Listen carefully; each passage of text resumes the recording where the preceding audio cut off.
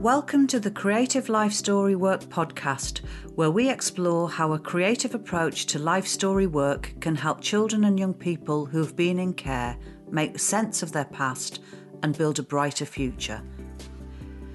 A new model for life story work is being rolled out in the northeast of England, and this podcast shares the latest learning and investigates how it could help improve the lives of care-experienced children and young people across the country.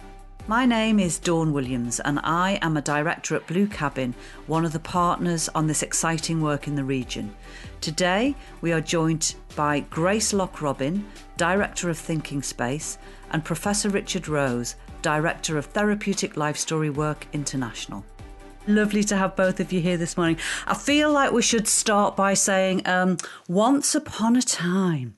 And my invitation to you is, I've done a quick introduction, but I wondered if you'd like to tell us a bit of your own story to set the scene for everybody before we get into some of the juicy discussion that we're going to have later on today. Grace, would you like to tell us a bit of your story? So once upon a time, I was a undergraduate philosopher in Yorkshire, in Leeds, and I told a friend at a house party that I wanted to set up an organisation that did philosophy in public places with school children and with basically non-professional philosophers, because I understood even then that normally philosophical conversations that are recognised as being philosophical conversations seem to be happening in this really small world of academic philosophy. And philosophical conversations, it seemed to me at that point, are firstly things everyone are capable of having. They are conversations people do have anyway, but they're fundamental, I think, to kind of finding meaning and searching for value in human life. So why aren't we studying philosophy at schools? Why aren't we having philosophical conversations after movies at the cinema? Why aren't there more philosophy in pubs and cafes? And so I decided when I was quite young that I would kind of invent this, movement of philosophy happening in public places. And then when I got a bit older, of course, I realised that this movement goes right back to ancient Greece. There has always been some kind of public philosophy. I didn't invent it. And there was a lot of work happening in schools and things already. And I joined and was part of that. And then I set up an organisation called Thinking Space, which has been going since 2008, having these kinds of philosophical conversations with children. And alongside that, I worked as an academic as well. And stories are part of both of those journeys.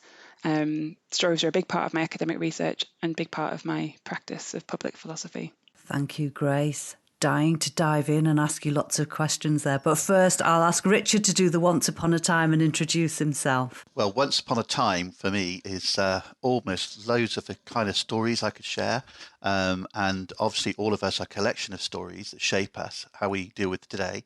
So I'm going to go for a story that took place a long time ago when I was just a small boy being a bit naughty.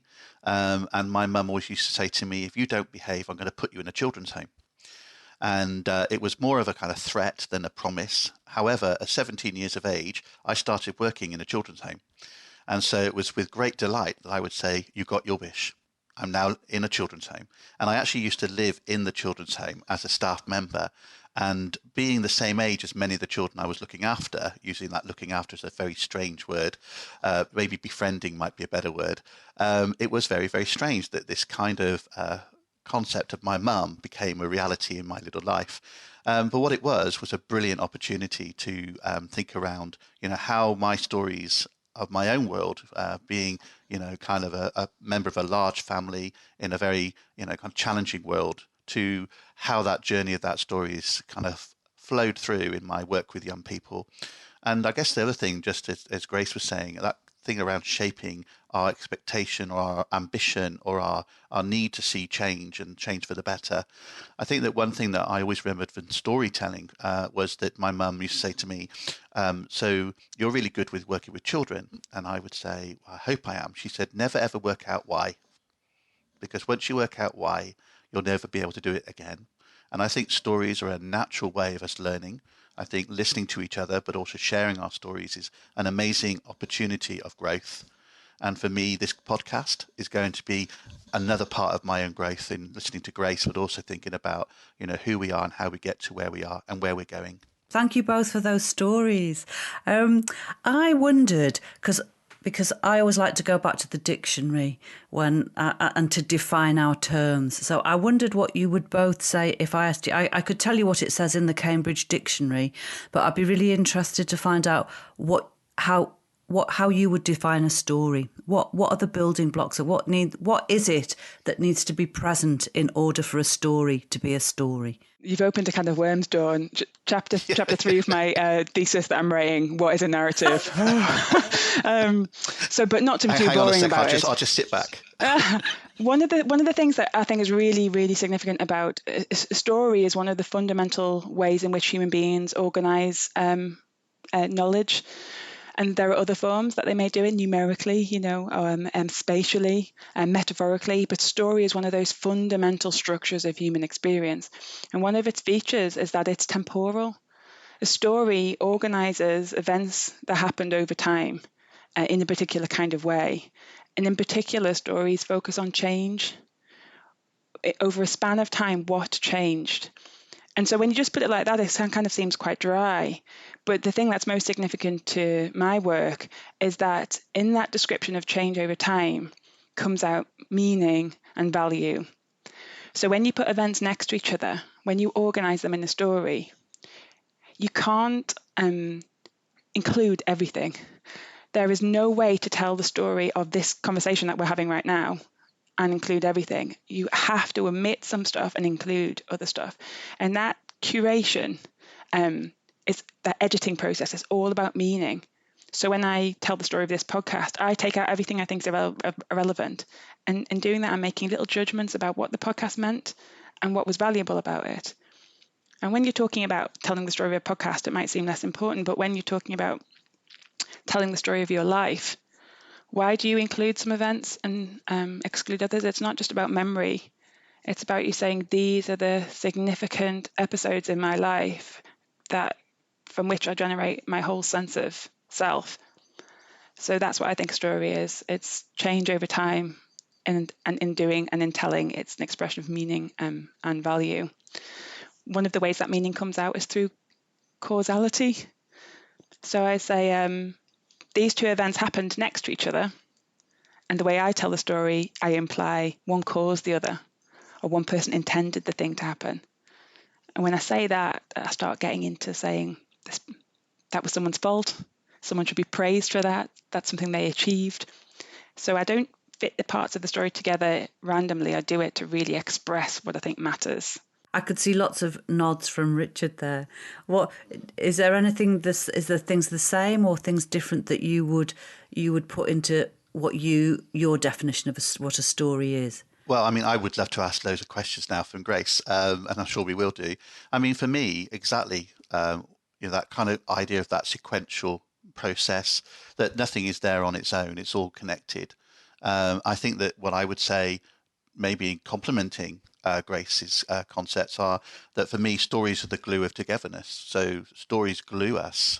That notion of bonding through storytelling, and if we look at storytelling throughout the age, that was the way in which community, that's the way in which health, that's the way in which concerns have been expressed. And if we look at any kind of population where you understand your heritage, your very sense of being is fundamentally through the stories of our lives and ourselves. In the work that we do in storytelling, I think connects that in the sense that we have this notion that story is not the truth. A story is the understanding of me, or the understanding of us, or the understanding of we. So my stories, again, I think dovetail really well with Grace, and that is that it's about hope, it's about stories, it's about truth, it's about heroes in your world, it's about grief, it's loss, separation. All those things that make us who we are the collection of stories that we become. On that thought about stories and truth, I think is so useful, because you might assume if someone says, tell me the story of your childhood, that you can't help but tell the truth unless you lie. But of course, what you do in any one occasion of telling that story is do this editing process where that's an expression of how you feel about your childhood in that moment. And now I was exposed to a lovely distinction between truth and verisimilitude, truth and truthiness or truth-likeness. And the stories you tell are often truth-like. They draw on facts, but in the arrangement of those facts and in the connection, like Richard said, to your cultural stories and to all the stories that are told all around you that your story belongs in, then it's not right to call it truth. It's not like physics, but it's just as significant to understanding who you are and the world. But yeah, truth is not quite the right term. I think that's really I think that's spot on, actually, Richard. I actually love the idea of truthiness. That's just amazing. Yeah. I'm actually stealing. I'm going to steal that if that's okay, because I think my young people would love that notion of. So I'm not lying, but I'm not necessarily kind of telling the truth. I'm telling my truth. But that truthiness is just a wonderful expression. I love that. I think the one thing I would say, of course, is that, when we think about our memories that we have, they're stored within our brains, whether they're hippocampus or whatever. But every time we tell our story, it's going to change. Every time we talk out what we remember, we're going to repackage it as something slightly different. So our fisherman that catches the fish this big and then this big and then this big isn't telling a lie. He's just telling the story. And I think if we can embrace that, we can move forward. Yes, there's that fascinating suggestion that is memory recall or an act of recall or an act of creation. Do you create every time you tell? That really resonates in terms of like the literature on storytelling. But like the idea that psychological research suggests that the creative acts with these memories, it's really quite compelling. Definitely. And again, with our children, you see, where you think around their hurts, their sadnesses, and when we speak those hurts and sadnesses out, then there's the opportunity to shape that understanding. And they may reframe something slightly different, or they may reframe something that says, no, this is my story, this is who I am. But at that point, we can then make that kind of opportunity to think with children, to think alongside young people. But as you said, it's their truthiness, and that's something we should honour. I think it's just lovely. Yeah. One of my most favourite storytellers, writers, is David Almond. And one of the things that he says, it's in his book, in his introduction to his book, Counting Stars, he says, stories merge memory and dream, the real and the imagined, truth and lies. We're all natural storytellers. We've been doing it since we lived in caves. We do it automatically when we tell tales to children. We shape our memories into coherent narratives. We gossip, tell jokes, and we dream. And I just think that's kind of putting together all the things that you've just been talking about there. Oh, it captures the paradox of story so well in saying that although truthiness is not lies, which is quite right, stories do also lie. We console ourselves, we deceive ourselves with stories, and that's, sometimes what that can be addressed therapeutically. The kind of pernicious narratives that are dominating our life, where we put 2 and 2 together and get 5. Yeah. And that's also kind of grand narratives, grand racist narratives, or kind of grand colonial narratives or something, are big lies, or like big arrangements of. It starts off like truthiness and then becomes contorted and distorted, and I think that's really beautifully expressed there. One of my favourite writers. Richard, you said before that you were desperate to ask Grace some questions. I wondered if you wanted to launch into one of your questions. Absolutely. I mean, first of all, I think the Thinking Space website is extremely interesting, and it brings out lots of concepts around, how we tell our stories, but also how we make sense of the value of our stories and how our stories are guided and how they may guide us. And as you were just saying, depending on who tells the story, who owns the narrative of that story and the power behind that story, might make us think different things or make us belief systems which may not be harmful to the greater people, but it may be very harmful to ourselves. And I was just looking at some of the kind of areas you have on your discussion. I've looked at some of the resources which I'm kind of quickly looking at for my own use. But I'm really interested in the notion of a philosophical conversation. I just love that phrase. And I wondered if you could maybe tell us more about that notion of a philosophical conversation. Sure. So you could teach philosophy as the kind of canon of great texts. And historically, philosophy has often been taught like that in universities, kind of like the history of ideas. Here are the big players. Here's what they said. Can you comprehend them? Um, uh, a lot of departments don't teach like that so much anymore, but certainly in public philosophy, I don't go into schools and say, here's Descartes, here's a précis of some of Descartes' key ideas. Shall we do a quick quiz? So the idea of philosophical conversation is about starting where the children, in many cases, or where the participants are at, with the concepts that are really resonant in their life. And perhaps I'll offer a stimulus that I think might, or a series of stimuli that I think might resonate and pick up on some of those things in conversation with them. But ultimately, it's about them through a process of facilitation rather than instruction. Developing those themes and using some of the skills that philosophy offers to pursue them with more confidence, with more clarity, and with more criticality. But ultimately, the philosophical conversation is between the participants, and it's not a didactic relationship. It's a facilitative when it comes to my role in it.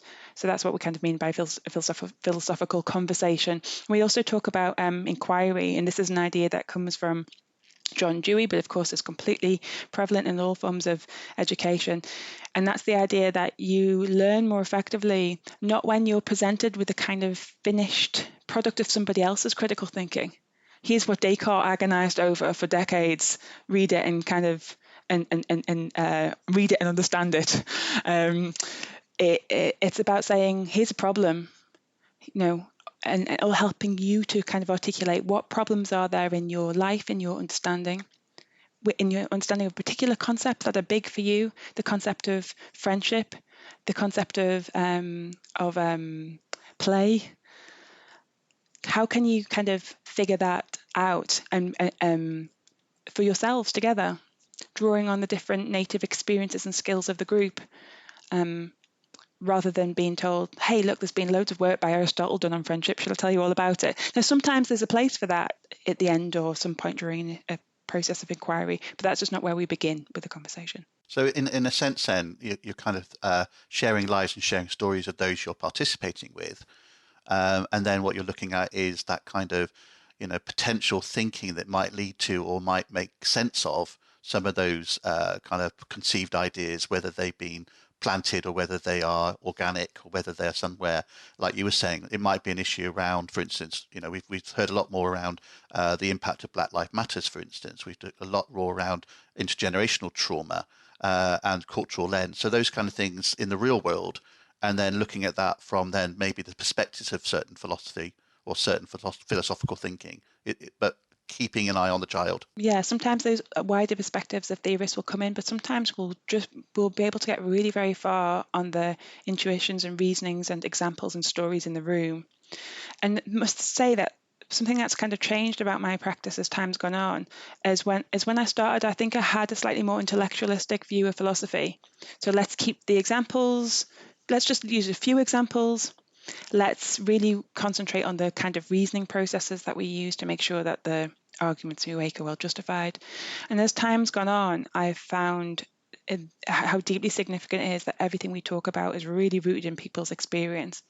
And extended examples from participants, often that stories, become more and more resonant, providing everybody can get kind of explore them and ask questions about them. So my work has become a lot more kind of what other philosophers might look at as interdisciplinary. And I think that's probably because of working with lots of artists like people from Blue Cabin, they're like the members of their staff, who really appreciate the emotional dimension of thinking things through. And now in our work, the emotional, the affective is just as important as the cognitive. And I see no distinction. We're not thinking in our heads with a little bit of emotion. It's much more thoroughly an affective and cognitive kind of business. So in a way, that opportunity for a young person, I think this is where we come from as well, in the sense of that therapeutic life story work, which is that notion of a creative space where we can think about who we are and where we come from and where we're going, but then we can actually compare and contrast. We can consider where that comes from and maybe think around what that is in our social learning. I know that you're very much around pedagogy, so along that learning lifeline, if you like, of the reality of our world, but then almost using that concept of theory, for want of a better word, around that kind of sort of containment's probably the wrong word, but that kind of opportunity to hang on to something that, yeah, okay, that makes sense now. Or, so it's not me. Sometimes this is something that we all feel. Or it's okay to have these feelings because what's happening here is. And I think a lot of our children are looking for meaning, looking for, well, why is it I feel this way when my friends don't? Why is it I get angry internally and my friends don't? And then when we look at stories and the stories they've lived through and the stories and how they shape them, sometimes I would use kind of developmental theories. Sometimes I would use theories of the brain. But using that philosophical concepts, I think, is something we don't do well. And I think that's why I was so excited to hear today, from your perspective, about how we might be more thoughtful around that philosophy and the philosophy journey that we all go on, and how we then can make sense of our hurts, our sadnesses, but also our excitements and our achievements. Do you find that the children that you work with, the young people, find commonalities in some of their life stories? Yeah, absolutely. I think it's not just children, sadly. So a lot of professionals that work with hurt children will actually almost have a sixth sense. Oh, I'm going to read now X, or I'm going to work out now that mum or dad was in care themselves. And so almost you're looking at waymarks, which are absolutely, kind of the wrong thing to do, because then you start to pigeonhole children into a particular journey. When I think what I'm hearing from you, and certainly what I celebrate, is the uniqueness of every individual. And when we can help young people to understand that they are the authors of their own life, they're not defined by their past, then we can make difference. And I think that clearly, unfortunately, not just with children, it's with professionals around those young people, we are very quick to say, oh, well, we know where this is going. Well, actually, we don't. We can shape that child to where we think it's going, or we can give that child the freedom to think, the freedom to make sense, the freedom to be. And I think that's what I love about what I read on your site, that you're not going in a preconceived construct, you're going in with the concept of constructs. Yeah, so it's sort of fundamental to our work that you anticipate the sort of things that might happen and come up, but you don't legislate. There is no sense in which you say at the end of this session we will have concluded that justice involves everybody getting the same thing or something. But it's really interesting thinking about professionals pigeonholing students, young people's or clients' stories, because part of narrative in a way is to think in terms of genres. Is this a tragedy? Is this a love story? And those generic ideas of the shape of lives and the shape of stories can be part of our structuring of our own life. When I met my husband after a couple of months, when he was, of course, not my husband, I thought, is this the person I'm going to marry? Is this the big grand love story of my life, or is this person going to be an incidental player? So this sense of genre is impacting on my lived experience as I go through that experience. But you're right, to kind of genre can have its place as a kind of shorthand, just like all the pigeonholes and stereotypes we use. But to what extent can we break out the genre? And if your children think they are embroiled in a tragedy, that's the shape of their story, they're a tragic hero or something. Realizing that they have some power to not just to change by action, but to change by retelling, like you've described, what has gone before, to derive a new meaning, like triumph over adversity, or a sense of being a loved and valuable person throughout the whole of their life. That's almost like knowledge. You need to kind of know that's possible, to believe and trust that is possible. But the people we're so alike, because the people that are working with us or talking with us have to believe that too, because I work with a lot of young people who will say to me, well, I'm going to end up like my mum and dad. I'm going to end up in trouble. I'm going to end up, having lots of different relationships. I'm going to end up my children going into care. And it's that scripting that we want to stop. It's the scripting we want to say, you don't have to be defined. But the trouble, I think, sometimes is that we as professionals around those young people who do work with generations of young people going through the system almost kind of accept that is a likelihood. very often, I'm very lucky. I travel across the world talking with and thinking with organizations working with children. And we look at residential care, for instance. A lot of organizations and countries will look at residential care for children as a last resort. It's all gone wrong. There's nothing else we can do. We'll put them in residential care. Whereas actually, if we looked at it in a very different way, if we looked at, this is not necessarily a script. This is a story that we can engage in, a story that we can help children make sense of, but also a story, as you were saying, that may need new heroes, or may need a new ending, or may actually need to be almost like a bubble burst. And the greatest thing we see is when, we are able to say to young people, this is your story. This is about who you are. And then children towards the end say, hey, Richard, it wasn't my fault, was it? It's not my fault that these things happened, but it is something that I can do something about. And once we have that, then we know we can move forward. I think that there's some really compelling stuff in the kind of like literary theory stuff that I read as part of my research about causation, and how when people engage with stories, they co-construct the story. It's not just the teller of the story. So if a child is told a story about you were born and then your dad left, the child goes, my dad left because of me, because I was born. And all people do, this is a famous E.M. Foster quote about plot. The king died and then the queen died. And what do readers do? They say, well, the king died of grief. The queen died of grief, sorry. So they implot those incidents. And it's such a natural psychological thing to do for humans that are so trained in drenched in stories like we are. So it's pretty hard to shake. But of course, like correlation's not causation. So it might be false. It might be one of those kind of untruths we tell ourselves through story. But I could see how deeply damaging it is to carry that kind of responsibility throughout a whole life. Well, certainly. And again, as an example, just to think around that practical example, a young person I was working with was saying to me, well, it's my fault that my mummy and daddy didn't stay together. It's my fault my daddy used to hurt my mummy. And if I hadn't been born, then they would have managed, because I've got 2 or 3 brothers and sisters older than me. I was just the one that went wrong. So that's your catalyst. And then when you actually work with that child about their story, and then you tell the story of their parents, not the child's story, and then the story of their parents is, well, when they first met, your mum and daddy found it very hard to live together sometimes, and mummy remembers and dad says, and then they used to get into trouble and the police would come because there were hurts and sadnesses, and sometimes mummy had to go to hospital, blah, blah, blah. The child looks at me and goes, it was happening before I was born, so it wasn't my fault. It wasn't that I was born and that was what all went wrong. And I don't have to say, well, no, it wasn't your fault, or no, it wasn't because you were born. I didn't need to. And I think that's the joy of stories, that it's actually in the child's, and that you mentioned the word sense of self. It's that sense of self that says, well, maybe I am worthy. Maybe I am actually important. Maybe I am lovable.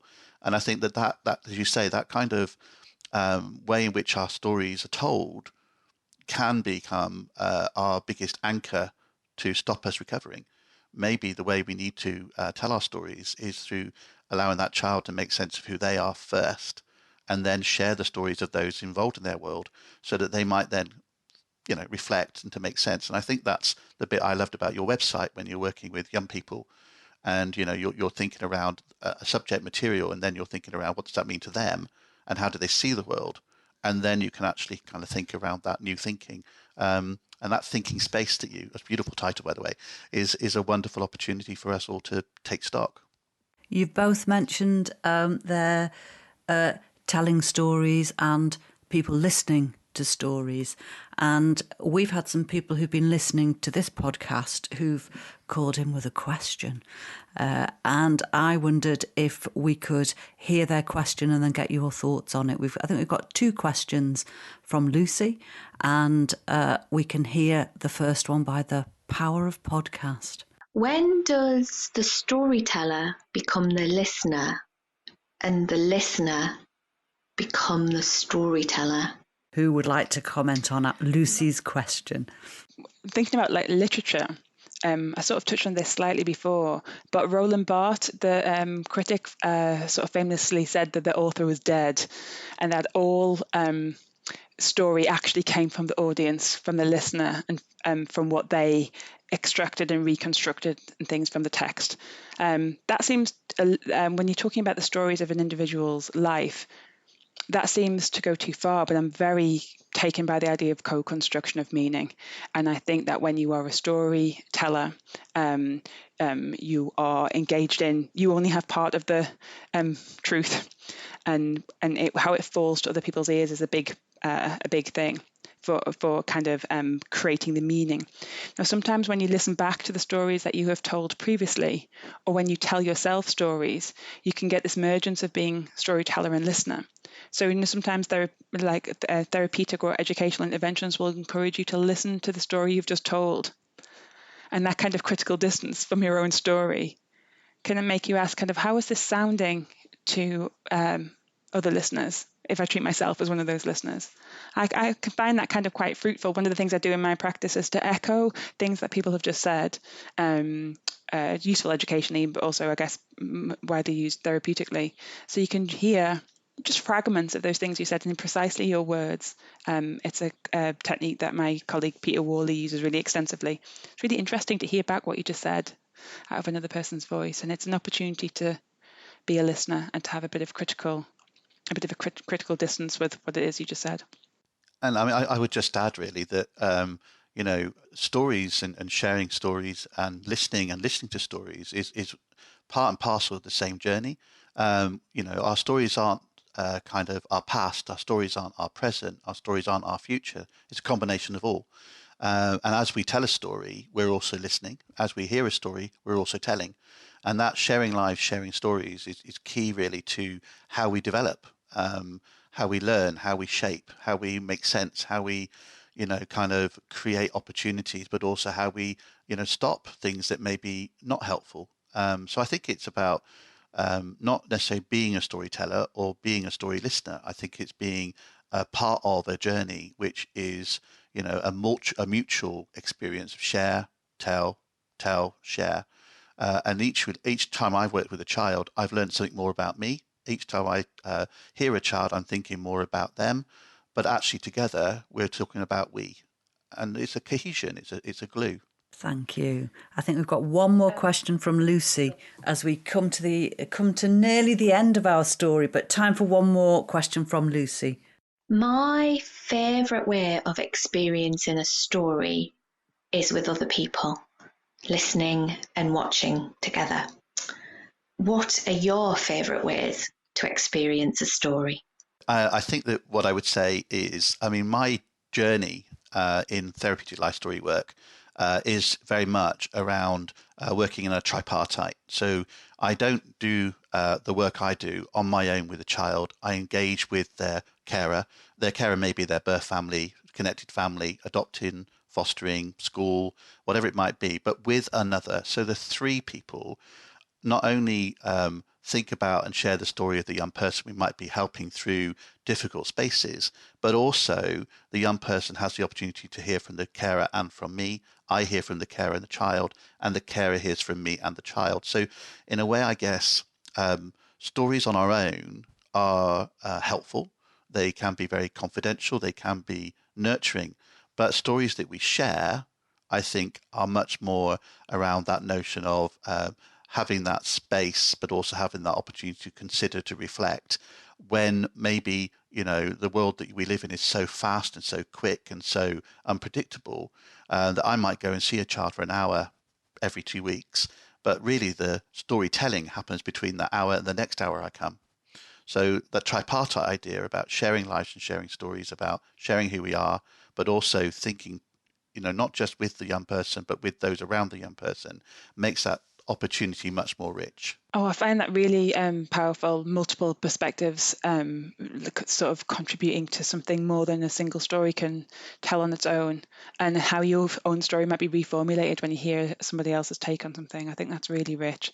Thinking slightly more about stories that you might consume as a kind of ordinary person, not an educator, not a therapist, and thinking about novels and films. And I like both of those ways of being exposed to stories. It's a big part of my research to say actually exposure to books, films, soaps, podcasts, adverts. That's part of your ethics education, consuming all of these stories. And one of the things I think a novel does is show you someone's thinking, and to realize for all the surface things that you see, there's this deep, deep well of being underneath, of thinking and feeling. And a novel allows you to read those thoughts silently, so they're in your head, to almost think those thoughts, the thoughts of another person. I think that's incredibly ethically illuminating to live to some degree the inner life of another human being. And film shows you. Film can't tell you everything. It just says somebody says something and then they give a little sideways glance that means the complete opposite, and it attunes you to seeing the story and all the things unsaid. And of course that comes into life with real people when you notice a pause or a glance or a fidget, and you realise that there's so much more there that you need to interpret, or that you might never know in a person's story. So I find that both these forms of art basically fantastic ways of training yourself to listen to stories. I could sit and talk or sit and listen to both of you all day, but sadly we've come to the end of our story of our podcast today. So I'd like to say a huge thank you to Grace and Richard for your generous conversation this morning. I hope people will take away thoughts if they've been listening to the podcast. Our next podcast is a roundtable conversation where we're inviting a foster carer, pastoral support worker and an artist to think about the All About Me experience. So if you've got a question that you would like to post to Blue Cabin, you can do that on our website. If you go to wearebluecabin.com/podcast, you'll find a little button with a speak pipe on it, and you'll have 90 seconds to ask us a question. So please, any thoughts or comments, use the speak pipe. Thanks again to Grace and Richard, and I look forward to being in a podcast room again with you very soon. Thank you. Bye-bye. Whether you're a foster carer, someone who has experience of the care system, or you work with children and young people, we hope this episode has given you an insight into how we could make life story work better for young people. We'd love to hear your thoughts. You can tweet us at wearebluecabin, or if you're one of the 1,500 people taking part in our Creative Life Story Work Learning programme, you can always get in touch through the online learning platform. If you'd like to listen to future episodes, remember to subscribe wherever it is you usually get your podcasts. The Creative Life Story Work podcast is an Anya Media production for Blue Cabin. Find out more at anya.media.